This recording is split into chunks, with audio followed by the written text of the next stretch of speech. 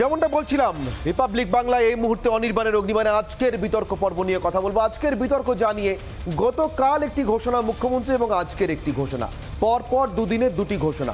প্রথম ঘোষণা ছিল গতকাল যে ভাষা অর্থাৎ আঞ্চলিক ভাষা যেখানে কাজ করছেন কোনো সরকারি আধিকারিক বা সরকারি কর্মী, সেখানকার ভাষা জানাটা ভীষণ গুরুত্বপূর্ণ। প্রশাসনিক কাজ ভালোভাবে করার স্বার্থে শুধু নয়, স্থানীয় মানুষের সঙ্গে যোগাযোগের জন্য এবং সেই যোগাযোগের প্রয়োজনে অন্যতম গুরুত্বপূর্ণ হাতিয়ার হয়ে উঠতে পারে ভাষা। সরকারি কাজে গতি আনতে শুধু নয়, সাধারণ মানুষের সঙ্গে সমস্যা নিয়ে কথা বলতে, সেই সমস্যার সমাধানে যদি কোথাও কোনো সমস্যা থাকে তাহলে সেই সমস্যা কাটাতেও সাহায্য করতে পারে ওই ভাষা। অর্থাৎ স্থানীয় ভাষা জানার যে একমাত্র উপকারিতা, সেটার কথাই বারবার মুখ্যমন্ত্রী মমতা বন্দ্যোপাধ্যায়ের বক্তব্যে উঠে আসে। এবং শুধু তাই নয়, এটুকু বলেই ক্ষান্ত হননি মুখ্যমন্ত্রী। গতকালের প্রশাসনিক বৈঠকে তিনি বারবার জোর দিয়েছেন যে স্থানীয় ভাষা স্থানীয় ভাষা যারা জানেন তাঁরাই যাতে সরকারি চাকরিতে পশ্চিমবঙ্গে অগ্রাধিকার পান, এবার সে কথাই ভাবছেন তারা। আর তার ঠিক পরে আজকেই আগামী 2 মাসের মধ্যে সবকটি পুরো ভোট হয়ে যাবে বলে ঘোষণা মুখ্যমন্ত্রী মমতা বন্দ্যোপাধ্যায়ের আজকের অর্থাৎ পরবর্তী প্রশাসনিক বৈঠক থেকে। দুদিনের 2 প্রশাসনিক বৈঠকের এই 2 সিদ্ধান্ত বা একটি ইঙ্গিত আর আরেকটি সিদ্ধান্তের মধ্যে কি কোনো যোগসূত্র আছে? আমাদের একটি বিশেষ প্রতিবেদন। সেখানে লোকাল ল্যাঙ্গুয়েজ জানাটা মাস্ট। আরও ল্যাঙ্গুয়েজ জানুক, আমার কোনো আপত্তি নেই। রাজ্যে সরকারি চাকরির ক্ষেত্রে বাংলা সহ স্থানীয় ভাষা জানা বাধ্যতামূলক করার কথা বুধবার বলেছিলেন মমতা বন্দ্যোপাধ্যায়। রাজ্যে সরকারি চাকরির ক্ষেত্রে ভাষার ভিত্তিতে স্থানীয়রা যাতে অগ্রাধিকার পান সে বিষয়ে গুরুত্ব দেওয়ার কথা বলেছেন। লোকাল ল্যাঙ্গুয়েজ জানাটা মাস্ট। মিস্টার দ্বিবেদী, তোমরা বসে কথা বলে এটা কোয়াইটলি দেখে নেবে। রিজিওনাল ল্যাঙ্গুয়েজটা জানতে হবে, তা নাহলে কিন্তু জেলায় ব্লকে কাজ করা যাবে না। লোকাল ল্যাঙ্গুয়েজ জানাটা মাস্ট। আরও ল্যাঙ্গুয়েজ জানুক, আমার কোনো আপত্তি নেই, খুব ভালো, যত বেশি ল্যাঙ্গুয়েজ জানবে তত ভালো, কিন্তু লোকালে যেখানে কাজ করবে সেই ল্যাঙ্গুয়েজটা জানতে হবে। এই ঘোষণার পরদিনই বৃহস্পতিবার নদিয়ার প্রশাসনিক বৈঠকে তাৎপর্যপূর্ণভাবে মুখ্যমন্ত্রী জানিয়ে দিলেন 2 মাসের মধ্যে রাজ্যের সব পুরসভা নির্বাচন হবে। ইলেকশন খুব শীঘ্রই হবে, সুতরাং প্রশাসকের দায়িত্ব থেকে কাজগুলো ভালো করে করবে। সব মিউনিসিপ্যালিটি ইলেকশন আছে, ভালো করে কাজ করুন। ইলেকশন আমি 2-1 মাসের মধ্যে করে দেবো, ঠিক আছে? ভালো করে কাজ করুন। দেশের বিভিন্ন রাজ্যে সরকারি চাকরির ক্ষেত্রে স্থানীয় ভাষা আগেই বাধ্যতামূলক করা হয়েছে, কিন্তু পশ্চিমবঙ্গে সেই নিয়ম ছিল না। মুখ্যমন্ত্রী সেই ঘোষণাকে স্বাগত জানিয়েছেন বাংলার মানুষ। যেখানে যে ভাষা হয় সেখানে সেটা হলে সব থেকে ভালো হয়। মুখ্যমন্ত্রী যেটা বলেছেন সেটা খুবই ভালো। সাধারণ মানুষ হিসাবে আমি খুব এটা খুশি হয়েছি, কারণ আমাদের অন্যান্য স্টেটে, মহারাষ্ট্র বলুন বা বিভিন্ন স্টেটে আমরা দেখেছি যেখানে যে ভাষার কালচার বেশি, যেখানে যে ভাষায় অধিষ্ঠিত মানুষ বেশি, সেখানের চাকরির ক্ষেত্রে সংরক্ষণ সেই ভাষার মানুষকে দেওয়া উচিত। স্থানীয় যুবক যুবতীদের জন্য সরকারি চাকরির বার্তা দেওয়ার পরের দিনই পুরো ভোটের কথা মুখ্যমন্ত্রীর মুখে। স্বভাবতই কটাক্ষ করেছে বিরোধী বিজেপি। আমি তো জানতাম যে মালদাতে বাংলাই বলা হয়, এবং স্থানীয় ভাষা বলতে তিনি কি বলেছেন, ভাষা না ডায়ালেক্ট, এবং এই কথার মধ্যে দিয়ে অনেকগুলো স্তর উঠে এসছে, লেয়ার্স। মাননীয় এখন নতুন দরজা একটা খুলে দিলেন সকলের কাছে যে ভাষার ভিত্তিতে এবার বাদ দেওয়া হবে। রাজ্যে কর্মসংস্থানের সুযোগ নিয়ে বিরোধীরা দীর্ঘদিন ধরেই রাজ্য সরকারের সমালোচনায় সরব। রাজ্যে ছেলে মেয়েদের কাজের জন্য ভিন রাজ্যে যেতে হয় বলে অভিযোগ তাদের। সে কথা মাথায় রেখে সম্ভবত পুরো ভোটের কথা বলার আগেই রাজ্যের সরকারি চাকরির ক্ষেত্রে স্থানীয় ভাষা জানা বাধ্যতামূলক করলেন মুখ্যমন্ত্রী। রিপাবলিক বাংলা। আর এই নিয়ে আজকের বিতর্ক, আমার সঙ্গে উপস্থিত যারা রয়েছেন বিতর্কে তাদের সঙ্গে আপনাদের পরিচয় করে দিয়ে আমার সঙ্গে রয়েছেন বিজেপি বিধায়ক বিমান ঘোষ, আমার সঙ্গে রয়েছেন শম্পা সেন অধ্যাপক এবং রয়েছেন অরিন্দম বিশ্বাস বিশিষ্ট চিকিৎসক। আমি তিনজনের সঙ্গে একে একে কথা বলবো, কিন্তু সবার আগে আমি সম্পাদে আপনাকে দিয়ে শুরু করি। গতকালের ঘোষণা একটা প্রশাসনিক বৈঠকে ঘোষণা এবং তার মধ্যে আর একটা ঘোষণার ইঙ্গিত, অর্থাৎ তাহলে হয়তো এ রাজ্যে এবার সরকারি চাকরিতে ভাষাটা অন্তত প্রাধান্য পেতে চলেছে। আর তার ঠিক পরে আজকে পুরো ভোটের ঘোষণা, বাকি পুরসভার ভোটগুলো 2 মাসের মধ্যে হয়ে যাবে। কোনো যোগসূত্র আছে কিনা? কিন্তু আপনার কাছে নির্দিষ্ট প্রশ্ন নিয়ে আসার আগে আমার আজকের এই বিতর্কের মূল প্রশ্নগুলোর দিকে একবার চোখ রেখে নিন সম্পাদক, তারপরে আমি আসবো আপনার কাছে আজকের অগ্নিবাণ 1।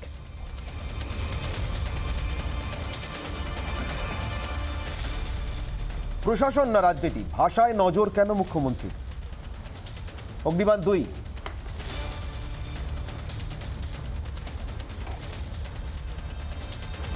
পুরো ভোটে ফ্যাক্টর ভাষার তাস। অগ্নিবাণ 3,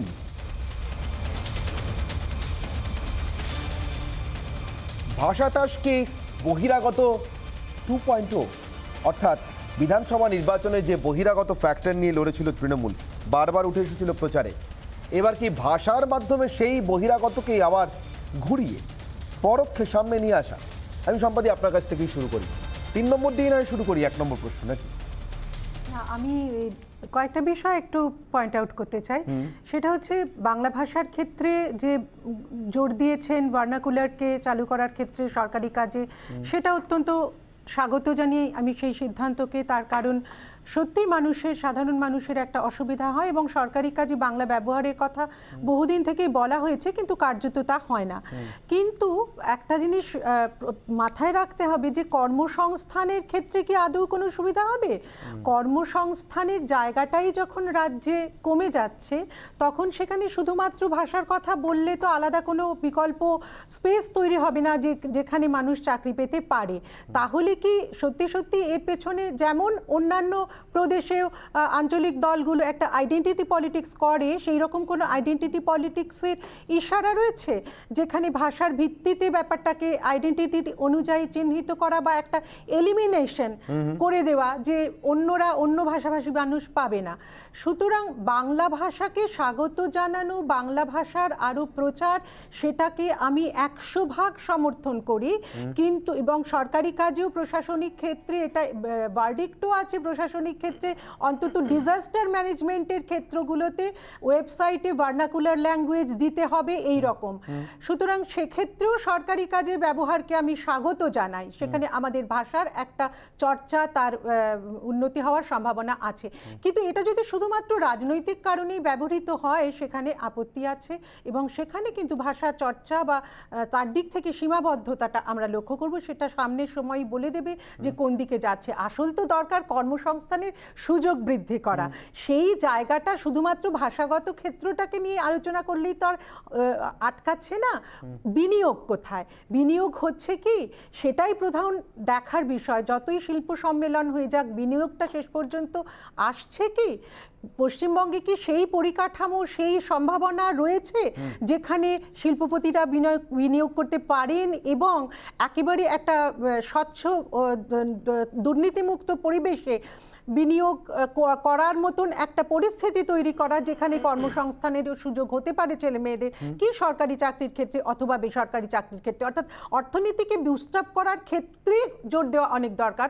ভাষা তো চর্চার দিক থেকে নানানভাবেই হতে পারে, তবে স্বাগত জানাই অবশ্যই যে বাংলা ভাষার ক্ষেত্রটাকে আরও প্রসারিত করবার জন্য। বেশ, আমি ডক্টর অরিন্দম বিশ্বাসের কাছে যাই, তারপরে বিমানবাবুর কাছে আসবো। কারণ প্রশ্নটা আমরা তুলেছি যে এখানে রাজনীতির কোনো সম্পর্ক আছে কিনা, ভোটের কোনো সম্পর্ক আছে কিনা, চাকরি পাওয়ার বা প্রশাসনের কোনো সম্পর্ক আছে কিনা। আমি অরিন্দমবাবু আপনাকে দিয়ে শুরু করি।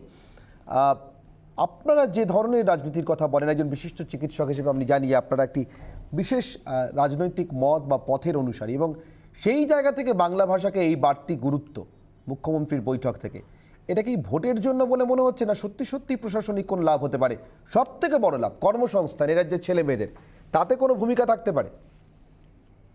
দেখুন, একটা কথা স্পষ্ট, আমি বাংলা পক্ষ প্রতিনিধি এবং বাংলা পক্ষ অনেকদিন ধরে বলেছে যে এখানে 86% বাঙালি, সেখানে বাংলা ভাষাটাকে ব্যবহার করাটা বাঞ্ছনীয় এবং দরকার।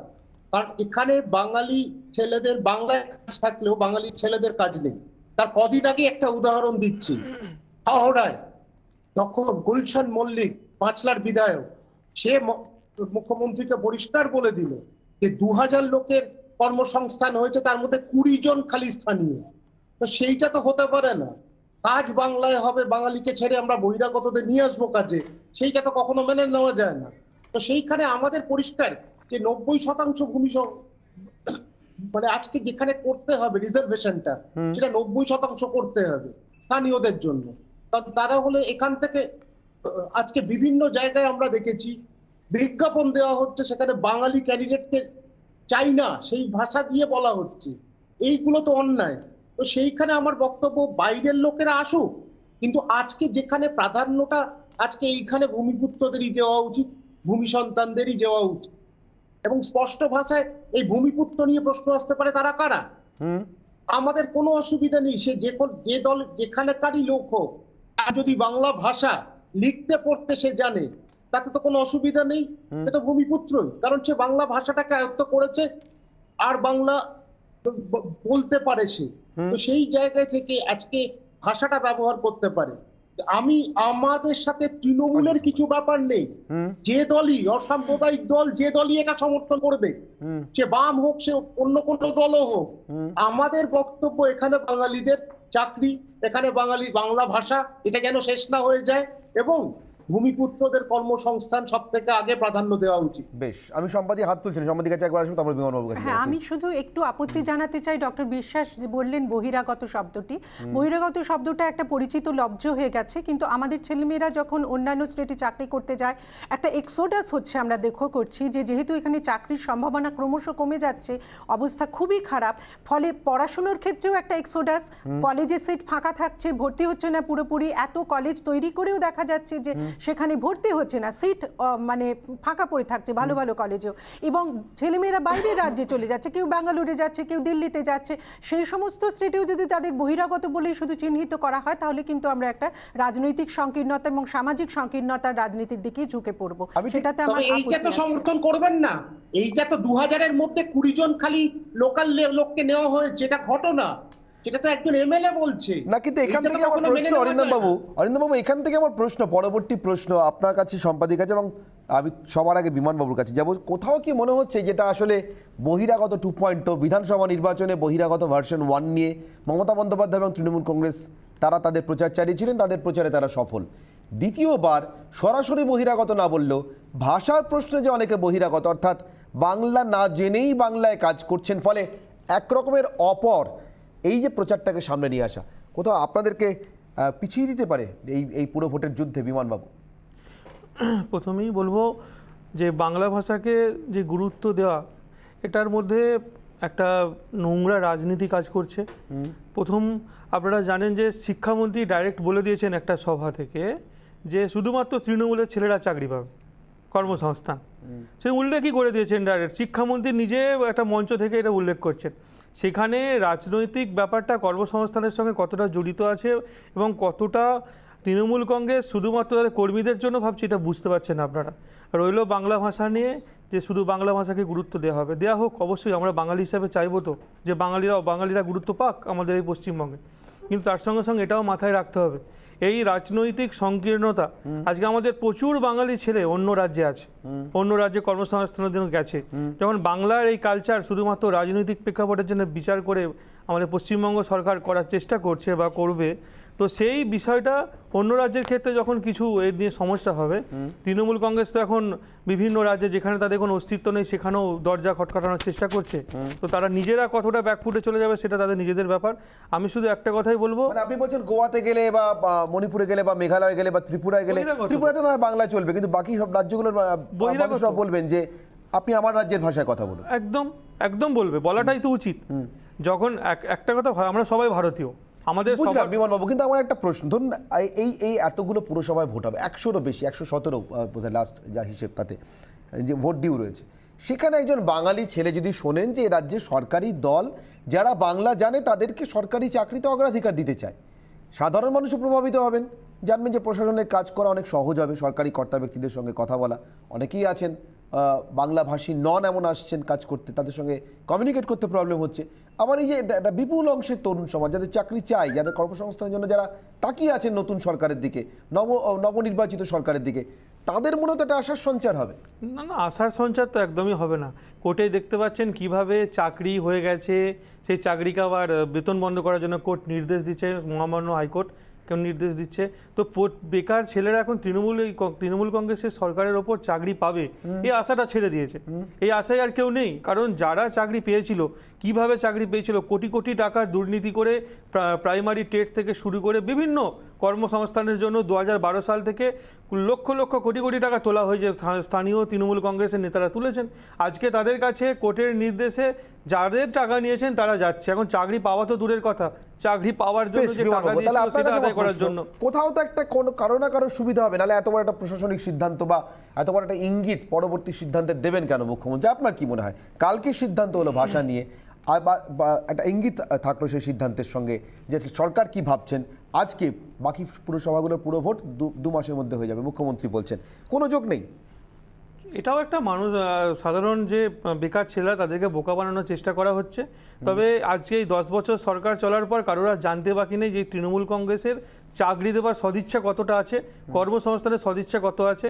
সেখানেতে বাংলা ভাষী বলে একটা নতুন নাটক শুরু করেছে। এটা বেশি দিন যাবে না, কারণ এই পজিশনে স্টে থাকতে বেশি দিন পারবে না। সামনে একটা ভোটকে লক্ষ্য করে এটা বলছে, আবার পরে দেখবেন এটা চেঞ্জ করে দিয়েছে। তো এই কংগ্রেসের, এই তৃণমূল কংগ্রেসের চিন্তাভাবনা এরকম, ভোটকে সামনে রেখে অনেক কথা বলেছিল যে 10,000 কোটি টাকা দেবে যে ভোটের পর কৃষকদের জন্য। আজ পর্যন্ত একটা টাকাও কৃষকরা পায়নি। তো এইসব অনেক বিষয় আছে আনতে গেলে। কোনো যে কটা এজেন্ডা রেখেছিল নির্বাচনের আগে, একটা এজেন্ডা কমপ্লিট করেনি, সেটা মানুষ বুঝে গেছে। আমি অনির্বাণ বাবুর কাছে যাবো। অনির্বাণ বাবু বিশিষ্ট আইনজীবী আমার সঙ্গে যোগ দিচ্ছেন আলোচনা, অনির্বাণ বন্দ্যোপাধ্যায়। এবং অনির্বাণ বাবু, আপনার কাছে আমার প্রশ্ন, একটাই প্রশ্ন। গতকালের একটা ঘোষণা, সেই ঘোষণার সঙ্গে কিছু সিদ্ধান্তর ইঙ্গিত, এবং আজকে একটা নির্দিষ্ট ঘোষণা যে 2 মাসের মধ্যে পুরো ভোট হবে। আমাদের মনে হচ্ছে ভাষা তাস পুরো ভোটের আগে, এবং আমাদের মনে হচ্ছে বহিরাগত 2.0। বিধানসভা নির্বাচনে বহিরাগত উতরেছে, বিপুলভাবে উতরে দিয়েছে তৃণমূল কংগ্রেসকে। এটাও বহিরাগত, কিন্তু পরোক্ষে। তুমি যদি আমার ভাষায় কথা না বলো তাহলে তুমি বহিরাগত, এবং সেই বহিরাগতর কাছ থেকে কোথাও আমি এ রাজ্যের ছেলেমেয়েদের একটা রক্ষা কবচ দিচ্ছি চাকরি পাওয়ার ক্ষেত্রে। প্রভাবিত হবে না নির্বাচন? দেখুন, এটা আমাদের দুর্ভাগ্য যে বাংলা ভাষার জন্য আন্দোলন 21শে ফেব্রুয়ারি আন্তর্জাতিক ভাষা দিবস হিসেবে গোটা বিশ্বজুড়ে যার মান্যতা রয়েছে, সেই বাংলা ভাষাকে যদি কেউ মর্যাদা দেওয়া, আইনি মর্যাদা দেওয়ার কথা বলেন সরকারি স্তরে, সেটাকে অনেকের ভাষা তাস বলে মনে হচ্ছে। সেখানে এই বহিরাগত কিংবা নয়, এই রাজনীতির যে লড়াই, সেই আঙিনায় বিষয়টাকে দেখা হচ্ছে সেই দৃষ্টিকোণ থেকে। অথচ এইটা আমরা ভুলে যাই যে এই বাংলা ভাষাকে কেন্দ্র করেই কিন্তু 1956 সালে মানভূম ভাষা আন্দোলন হয়েছিল। আবার একই সাথে শিলচরে সেইখানেও বাংলা ভাষাকে মুছে দেওয়ার চেষ্টার বিরুদ্ধে আন্দোলন হয়েছিল। 21শে ফেব্রুয়ারি তো আমরা সবাই জানি, যেখানে উর্দু চাপিয়ে দেওয়ার বিরুদ্ধে লড়াইটা হয়েছিল। এবং আমাদের ভারতবর্ষে আপনি জানবেন যে হিন্দিকে চাপিয়ে দেওয়ার বিরুদ্ধে দাক্ষিণাত্যে তীব্র আন্দোলন হয়েছে। মানভূম ভাষা আন্দোলনের কথা বললাম, সেটাও একই ব্যাপার। শিলচরে আবার আসামিয়া ভাষা চাপিয়ে দেওয়ার বিরুদ্ধে লড়াইটা হয়েছিল। এবার এই ভাষার যে বিষয়, ভাষার প্রতি আবেগ বলুন, আবার তার বাস্তব ক্ষেত্রে কার্যকারিতার কথা বলুন, এটা কখনো ভোটের তাস হিসেবে যদি কেউ দেখেন বা ভোটের চাল হিসেবে যদি কেউ দেখেন, সেটা অত্যন্ত দুঃখজনক। আমি দেখতাম না অনির্বাণ বাবু, কিন্তু আমি একটা পয়েন্ট বলবো। আপনিও বলার সময় বলছিলেন, আমি শুনছিলাম খুব মন দিয়ে, হিন্দির কথা আপনি বলছিলেন, হিন্দি আগ্রাসন বলে যেটাকে অনেকে দক্ষিণ ভারতে ব্যাখ্যা করেন।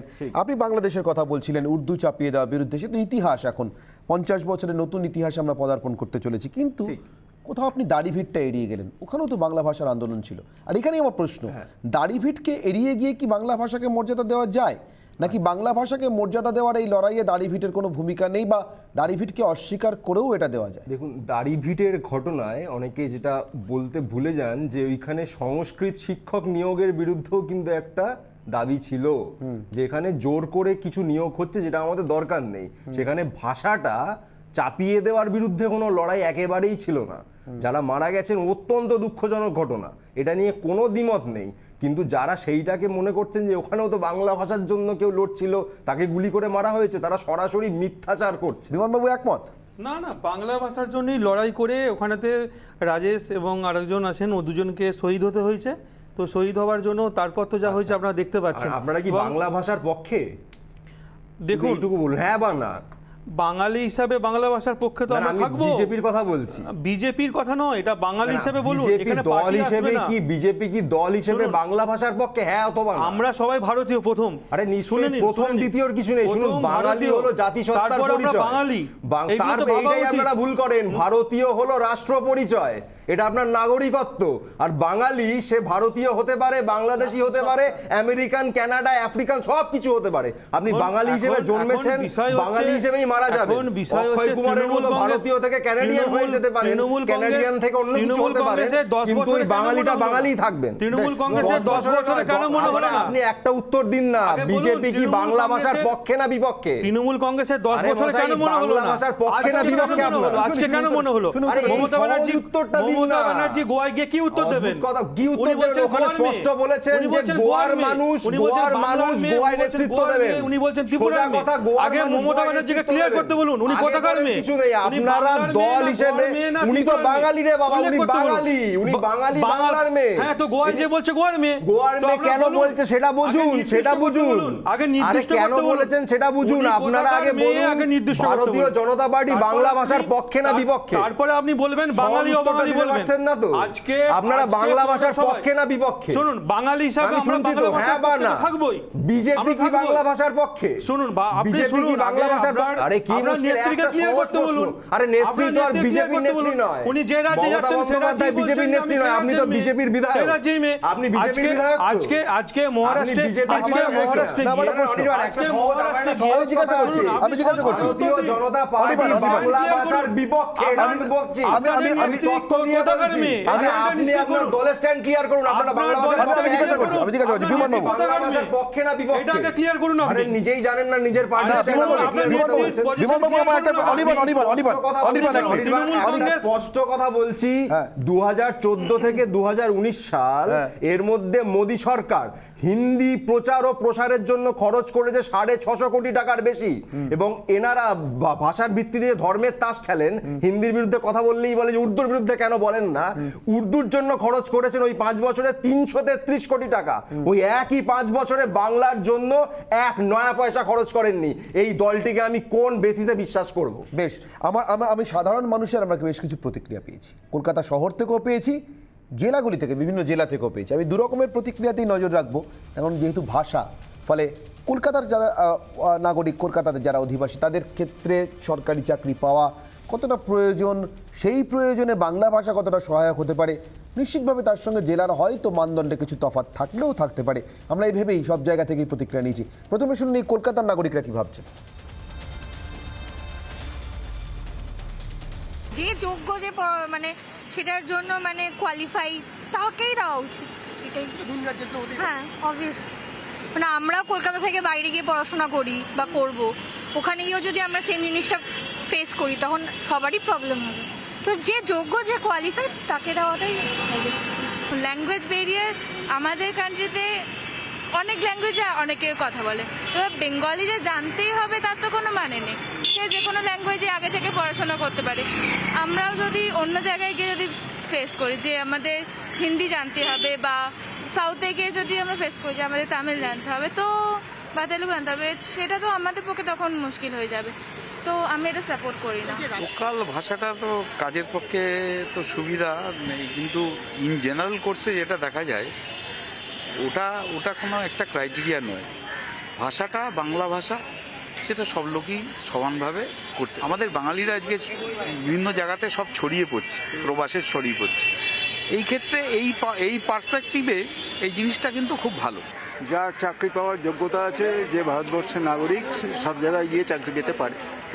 কোনো জায়গায় কেউ বলতে পারে না যে তুমি বিহারের লোক কি তুমি বোম্বের লোক, তুমি কলকাতায় চাকরি পাবে না। আবার কলকাতার ছেলেকে বোম্বের লোক বলতে পারে না যে তুমি কলকাতার ছেলে বলে চাকরি পাবে না। আইএস অফিসার, আইপিএস অফিসার যারা, তারা দেশ জুড়ে কাজ করে, কিন্তু তাদের স্থানীয় ভাষা শিখতে হয়। যেখানে যে ভাষা হয় সেখানে সেটা হলেই সব থেকে ভালো হয়। মুখ্যমন্ত্রী যেটা বলেছেন সেটা খুবই ভালো। সাধারণ মানুষ হিসাবে আমি খুব এটা খুশি হয়েছি, কারণ আমাদের অন্যান্য স্টেটে, মহারাষ্ট্র বলুন বা বিভিন্ন স্টেটে আমরা দেখেছি যেখানে যে ভাষার কালচার বেশি, যেখানে যে ভাষায় অধিষ্ঠিত মানুষ বেশি, সেখানের চাকরির ক্ষেত্রে সংরক্ষণ সেই ভাষার মানুষকে দেওয়া উচিত। সোজা কথায়, শহরে যারা একটা চাকরির চিঠির জন্য লড়ে চলেছেন, তারা যেভাবে ভাবছেন, তাদের পিতৃস্থানীয় মাতৃস্থানীয়রা যেভাবে ভাবছেন, আর জেলাতে যারা লড়ছেন তারা কিন্তু ঠিক সেভাবে ভাবছেন না। তাদের মনে হচ্ছে ওই রক্ষা কবচটা দরকার, প্রয়োজন। এই মতভেদ নিয়ে আর সেই মতভেদের কি প্রভাব নির্বাচনে পড়তে পারে তা নিয়ে বিস্তারিত আলোচনায় ফিরে আসবো একটা ছোট্ট বিরতির পর। সঙ্গে থাকবে অবশ্যই আজকে প্রধান প্রশ্ন ব্রহ্মাস্ত্র। সঙ্গে থাকুন রিপাবলিক বাংলায়।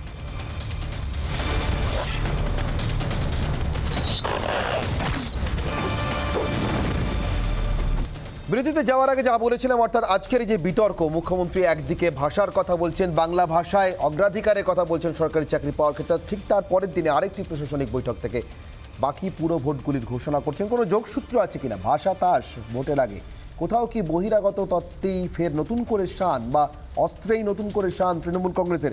আজকের আলোচনার পরিপ্রেক্ষিতে, এতক্ষণ বিতর্কের পরিপ্রেক্ষিতে উঠে আসা মূল প্রশ্ন আজকের ব্রহ্মাস্ত্র।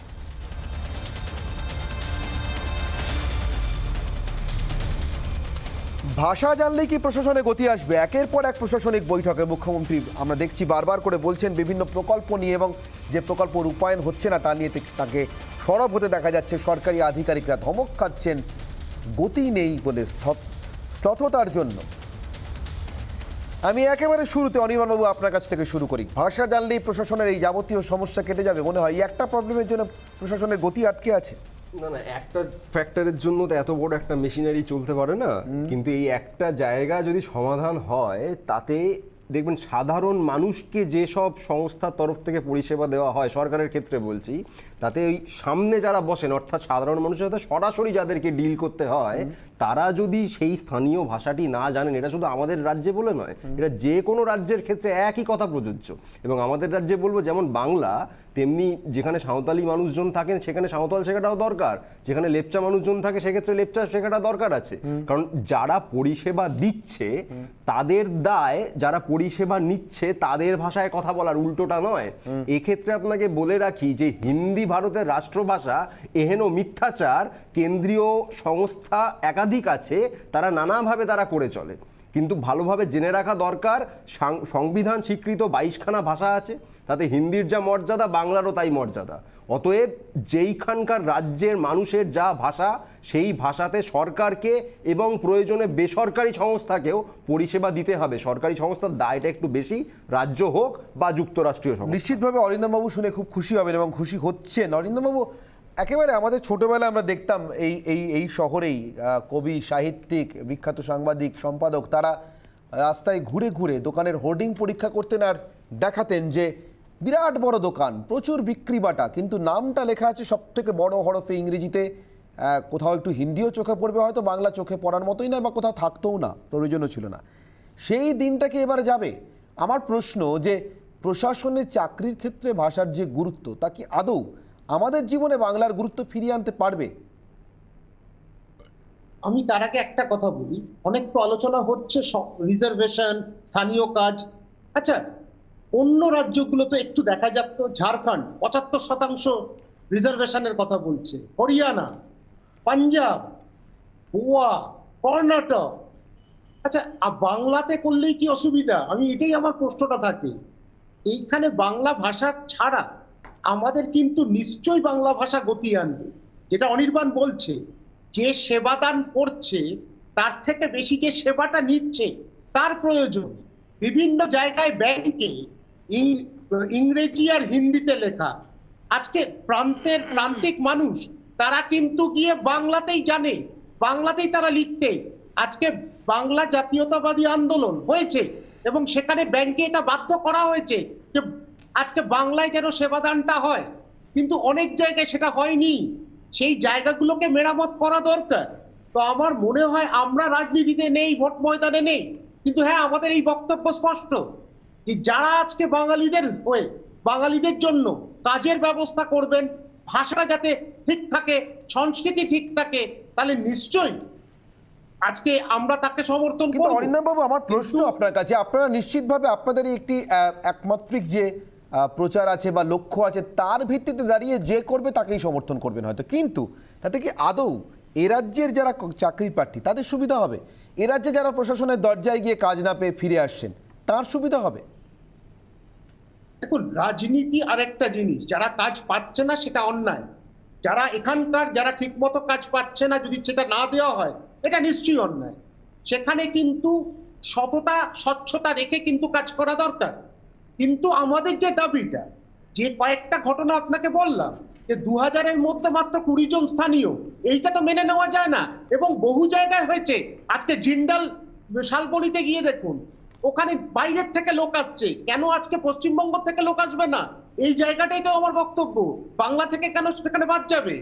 এই জায়গাটাতেই আমাদের স্পষ্ট বক্তব্য, এখানেই রাজনীতিটা হচ্ছে। আমি বিমান বাবুর কাছে আসি। বিমান বাবু, এই স্পষ্ট বক্তব্যটা, এই আবেগটা বুঝে উঠতে পারছেন না বলেই কি বাংলাতে কোথাও আপনারা আপনাদের কাঙ্ক্ষিত লক্ষ্যে পৌঁছতে পারছেন না? এই পুরো ভোটেও কি তেমনই আরেকটা বিপর্যয় হতে পারে যদি এই দাবিটার সঙ্গে আপনারা সহমত হতে না পারেন?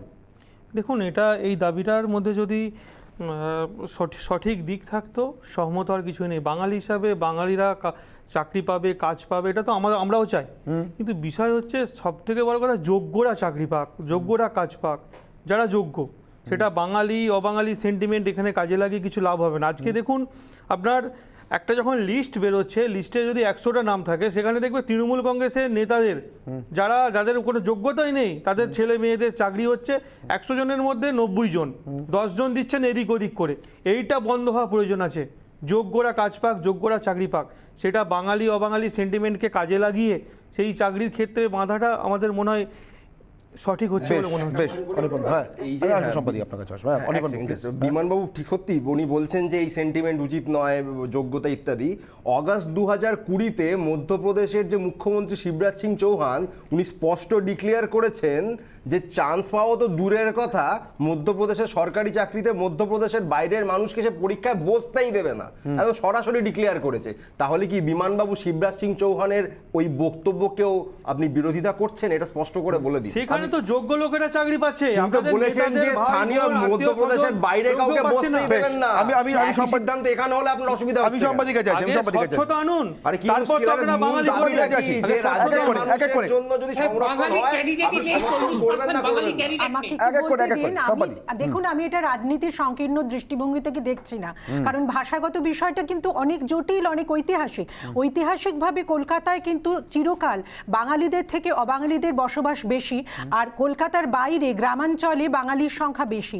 আবার বিভিন্ন অঞ্চল ভেদে কোথাও সাঁওতাল আছেন, বিভিন্ন ট্রাইব আছেন, লেপচা, ভুটিয়া, প্রত্যেকের একটা জাতিসত্তাগত আইডেন্টিটি, ভাষার আইডেন্টিটি রয়েছে, তাদের আলাদা আলাদা দাবিও রয়েছে। তাহলে সমস্যা হচ্ছে বাংলাকে অগ্রাধিকার দিতে গেলে এবং এই রকম ঘোষণা করলে প্রশাসনিক কাজে অবশ্যই তার ব্যবহার হওয়া উচিত বলে আমি মনে করি, কিন্তু যোগ্যতার আগে প্রাধান্য পাক, তারপর ভাষাটা শিখিয়ে নেওয়া যায়। যেমন অন্যান্য অনেক চাকরির ক্ষেত্রে ভাষাটাকে শিখিয়ে নিতে বাধ্য করেন সরকার বা বেসরকারি কোনো সংস্থা, সেক্ষেত্রে বাংলা ভাষায় চর্চা হোক, কিন্তু যোগ্যতা আগে, তারপর বাংলা ভাষাকে এইভাবেও প্রশাসনিক স্তরে ব্যবহার করা যায়। যারা চাকরি পেলেন তাদের মেধাটাকে কেন অস্বীকার করা হবে? আমরা দেখতে পাচ্ছি যে কলকাতার মানুষজন কিন্তু এর বিরুদ্ধে মত দিতেন, অর্থাৎ মেধা অস্বীকৃত হলে সমস্যা আছে। এবং ইংরেজি শিখে বা অন্যান্য ভাষা শিখে যে অন্যান্য রাজ্যে চলে যাচ্ছে, তার কারণ অন্যান্য রাজ্যে সুযোগ পাচ্ছে বা পৃথিবীর অন্যান্য দেশে বেশি সুযোগ পাচ্ছে, সেই সুযোগ এখানে কর্মসংস্থানের তৈরি হোক, তাহলে এমনি ভাষা জোর পাবে। আমি বলছি না এ কথা অনেক আসলে রাজত্ব করে সেই ভাষায় যে ভাষা অর্থনৈতিকভাবে, মানে যে ভাষার মানুষ অর্থনৈতিকভাবে সবল। অনির্বাণ বাবু, আমার একটাই প্রশ্ন, এই যে প্রত্যেক সপ্তাহে বা প্রত্যেক দিন বিভিন্ন সরকারি দপ্তরের সামনে যে সমস্ত যুবক যুবতীদের চাকরির আশায় বসে থাকতে ধর্ণা দিতে দেখি, এরা তো সবাই বাংলাভাষী, এরা তো বাংলাতেই পরীক্ষা দিয়েছেন, বাংলায় পড়াবেন বলেই পরীক্ষা দিয়েছেন। কেউ টিচারের জন্য, কেউ প্যারা টিচারের জন্য, কারো অন্য নানা দাবি রয়েছে, কেউ নার্সিংয়ের জন্য। আমার প্রশ্ন, এদের কোনো সমস্যা হচ্ছে চাকরি পেতে? এখানে তো বাংলা নিয়ে কোনো সমস্যা নেই, তাহলে কি আসলে সমস্যাটা ভাষার, নাকি আসলে সমস্যাটা সরকারের সদিচ্ছার? দেখুন, চাকরি পাওয়ার প্রশ্নে প্রথমে বলি কর্মসংস্থানের কথা। একটাই কথা বলার, তথ্য বিশ্লেষণ করে দেখেছি যে বাংলায় চাকরি আছে, বাংলার ভূমিসন্ধানদের চাকরি নেই। এইটা হলো বাস্তব পরিস্থিতি। আজকে সম্পাদী বললেন যে বাঙালিরা বাইরে গিয়ে চাকরি নিচ্ছে, সত্যি নিচ্ছে, আবার অন্য রাজ্য থেকে বাংলায় যে এসে চাকরি করছে তারও তো অসংখ্য উদাহরণ চারিপাশে ছড়িয়ে আছে। আমরা তো কারো বিরুদ্ধে নই, আমরা বলছি না তো যারা চাকরি করতে আসছেন বা কর্মসংস্থানের লক্ষ্যে আসছেন তাদেরকে কেউ তাড়িয়ে দিন, সেটার কথা হচ্ছে না। কিন্তু যে রাজ্যে গিয়ে আমি থাকবো, আজকে আমি বাঙালি, আমি যদি মহারাষ্ট্রে গিয়ে থাকবো মনে করি, আমাকে মারাঠিটা শিখতে হবে। দুদিনের জন্য থাকলে হয়তো শিখতে হবে না, 2 বছর 20 বছরের জন্য থাকলে এটা শেখা দরকার। এবং যদি সেখানকার মানুষকে পরিষেবা দিতে হয়, বাধ্যতামূলক শিখতে হবে। তামিলনাড়ুর যারা বাম সংগঠন বা বাম দল, সিপিআইএম, সিপিআই ইত্যাদি, বা কেরালার যে দল বা কর্ণাটকের যে দল, তারা কিন্তু তাদের ভাষার সপক্ষে খুব শক্তভাবে দাঁড়িয়ে আছেন। বঙ্গে আমি জানি না বামফ্রন্টের কি কারণ বাংলা ভাষার পক্ষে দাঁড়াতে পারেন না। অরিন্দম বাবু, একটা কথা খালি অনির্বাণের সাথে আমি যুক্ত করে দিই, একটা সুপারফ্লুয়াস কমেন্ট করে দেওয়া যায়, অযোগ্য লোক যোগ্য লোক। আমার বক্তব্য হচ্ছে ভাষার ব্যাপারটা জানা দরকার।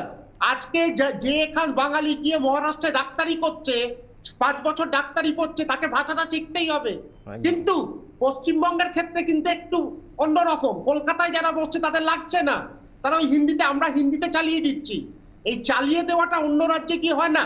আর দ্বিতীয়ত হচ্ছে, তাহলে বুঝতে হবে মধ্যপ্রদেশ থেকে রাজস্থান, পাঞ্জাব সব অযোগ্য লোকেদের আজকে ওরা ভূমিপুত্র সংরক্ষণের কথা বলছে, তাহলে অযোগ্য লোকেদের নিচ্ছে, এটাই মনে করতে হবে।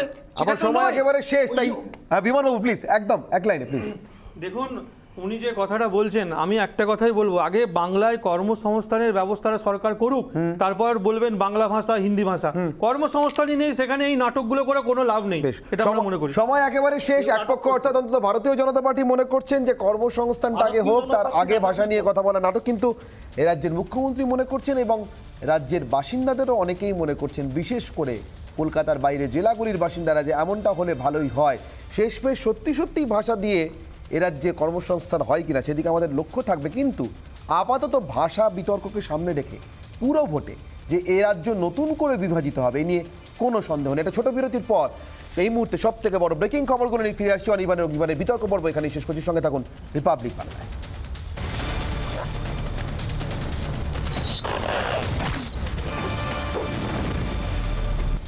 অনির্বাণের অগ্নিবাণে এই মুহূর্তের ব্রেকিং খবরগুলো, যে খবরগুলো দেওয়ার জন্য অনির্বাণের অগ্নিবাণের ব্রেকিং নিউজ সেগমেন্ট এলাম আপনাদের সঙ্গে। এবং এই মুহূর্তের ব্রেকিং খবরগুলোর মধ্যে সবার প্রথমে যে খবরে চোখ রাখবো, কুন্নুরে কপ্টার দুর্ঘটনায় আহত এবং একমাত্র জীবিত গ্রুপ ক্যাপ্টেন বরুণ সিংকে চিকিৎসার জন্য বেঙ্গালুরুতে স্থানান্তরিত করা হলো। আমরা জানি গতকাল যে 14 জন আরোহী ছিলেন এই কপ্টারে, যে কপ্টারেই সিডিএস জেনারেল বিপিন রাওয়াত ছিলেন এবং তার স্ত্রী মধুলিকা রাওয়াত ছিলেন এবং এছাড়াও অত্যন্ত উচ্চপদস্থ সেনাকর্তারা ছিলেন। সেই কপ্টারেই বরুণ সিং ছিলেন এবং বরুণ সিংই ওই 14 জনের মধ্যে একমাত্র জীবিত সদস্য, বাকি 13 জনেরই মৃত্যু হয়েছে। এবং এই মুহূর্তে বরুণ সিংকে লাইফ সাপোর্টে রাখা হয়েছে এবং সেই অবস্থাতেই তাকে ওয়েলিংটন সেনা হাসপাতাল থেকে বেঙ্গালুরুতে শিফট করা হয়েছে, বেঙ্গালুরুতে স্থানান্তরিত করা হয়েছে।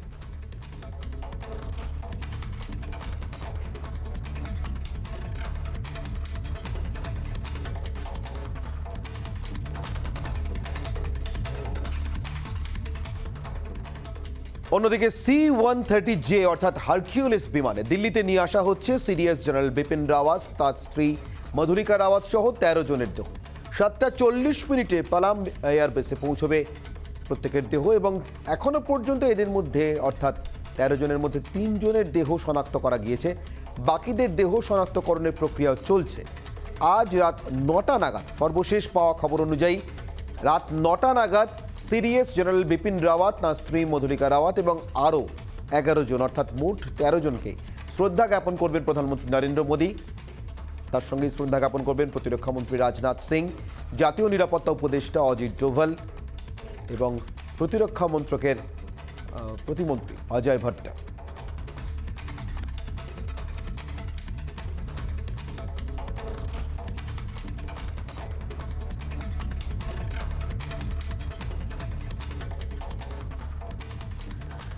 সিডিএস জেনারেল বিপিন রাওয়াতকে শ্রদ্ধা ফোর্ট উইলিয়ামে, শ্রদ্ধার্ঘ্য ইস্টার্ন কমান্ড হেডকোয়ার্টার ফোর্ট উইলিয়ামে এবং শ্রদ্ধার্ঘ্য দেওয়া হলো চপার দুর্ঘটনায় মৃতদের প্রতি, অর্থাৎ সিডিএস জেনারেল বিপিন রাওয়াত সহ মোট 13 জনের জন্যই শ্রদ্ধার্ঘ্য ফোর্ট উইলিয়ামে।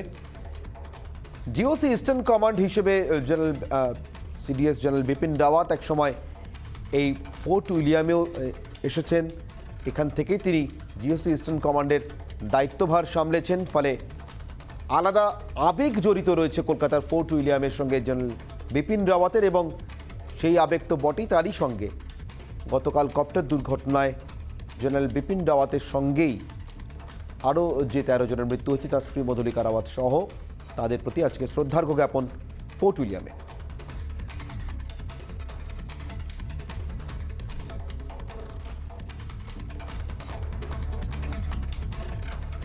পাশাপাশি গতকাল কপ্টার দুর্ঘটনায় যারা মারা গিয়েছেন সিডিএস জেনারেল বিপিন রাওয়াত, তাঁর স্ত্রী মধুলিকা রাওয়াত সহ মোট 13 জনের প্রতি বিজেপি অফিসেও আজকে শ্রদ্ধার্ঘ্য জানাতে মোমবাতি মিছিলের আয়োজন করা হয় এবং সেই মিছিলে ছিলেন সুকান্ত মজুমদার, বিজেপি রাজ্য সভাপতি ছিলেন সায়ন্তন বসু, সাধারণ সম্পাদক এবং অগ্নিমিত্রা পল, রাহুল সিনহারা। আমি সরাসরি কথা বলবো, আমাদের প্রতিনিধি ভাস্কর রয়েছেন এই মুহূর্তে বিজেপি অফিস থেকে, রাজ্য বিজেপি দপ্তর থেকে আমাদের সঙ্গে। ভাস্কর, জানতে চাইবো আজকের এই মোমবাতি মিছিলের আয়োজন সম্পর্কে রাজ্য বিজেপি দপ্তর থেকে।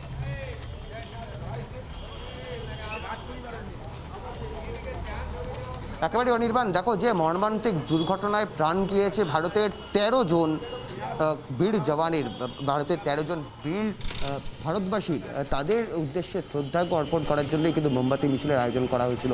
এবং তোমাকে দেখাবার চেষ্টা করবো, আমরা ভিডিও জার্নালিস্ট রজনীকান্তকে বলবো দেখানোর জন্য যে সিডিএস জেনারেল বিপিন রাওয়াত এবং তার ছবি নিয়ে, তার ছবিতে মোমবাতি দিয়ে কিন্তু এই মুহূর্তে শ্রদ্ধার্ঘ্য অর্পণ করা হয়েছে বিজেপির সদর দপ্তরের বাইরে।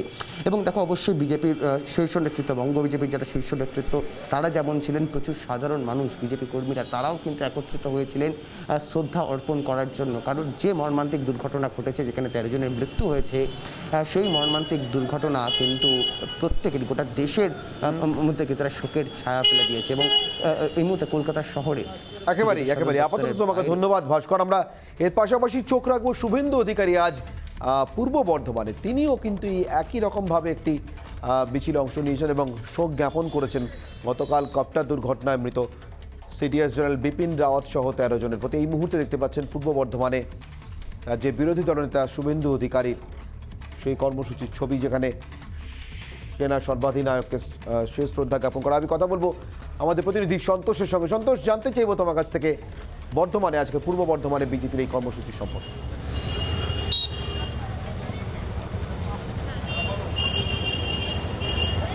দেখো অনির্বাণ, আজ বিজেপির জেলা দপ্তরে বীরহাটা থেকে কিন্তু কার্জন গেট অবধি শুভেন্দু অধিকারী বিরোধী দলনেতা তিনি কিন্তু একটি মোমবাতি মিছিল করেন। সেনা প্রধান বিপিন রাওয়াত তার কিন্তু মৃত্যু যে শোকাহত, তার জন্য কিন্তু এই মিছিলে আয়োজন করে বর্ধমান জেলা বিজেপি সদর দপ্তর। এবং সেই মিটিংয়ে কিন্তু আজ উপস্থিত ছিলেন শুভেন্দু অধিকারী। অনির্বাণ, ধন্যবাদ সন্তোষ। কথা বলছিলাম আমাদের পূর্ব বর্ধমান থেকে ছিলেন আমাদের প্রতিনিধি সন্তোষ। আমি চলে যাব বাসন্তীতে, সেখানে এই 13 জন বীর শহীদকে শ্রদ্ধা জানাতে আজ মোমবাতি মিছিলের আয়োজন হয়েছিল। কথা বলবো আমাদের প্রতিনিধি রঞ্জিতের সঙ্গে। রঞ্জিত, জানতে চাইবো তোমার কাছ থেকে এই কর্মসূচি সম্পর্কে।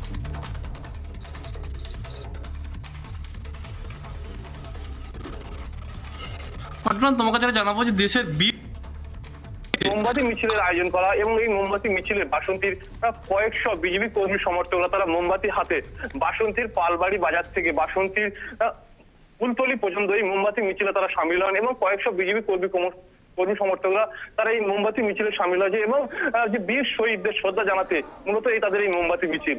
অনির্বাণ, ধন্যবাদ রঞ্জিত। কথা বলছিলাম আমাদের প্রতিনিধি রঞ্জিতের সঙ্গে। নিশ্চিতভাবে সিডিএস জেনারেল বিপিন রাওয়াত এবং তার সঙ্গেই গতকাল কপ্টার দুর্ঘটনায় মৃত 13 জনের প্রতি শ্রদ্ধা জ্ঞাপন করছে রিপাবলিক বাংলা। এবং এই খবরে অর্থাৎ তাদের মরদেহ নিয়ে আসা, তাদের মরদেহে শ্রদ্ধা জ্ঞাপন করার প্রতি আপডেটে আমাদের নজর থাকবে। সে খবর আপনাদেরকে আমরা দেখাবো। অনির্বাণের অগ্নিবাণ এখানেই শেষ করছি। এরপর চোখ রাখুন সোজাসুজি সোনায়।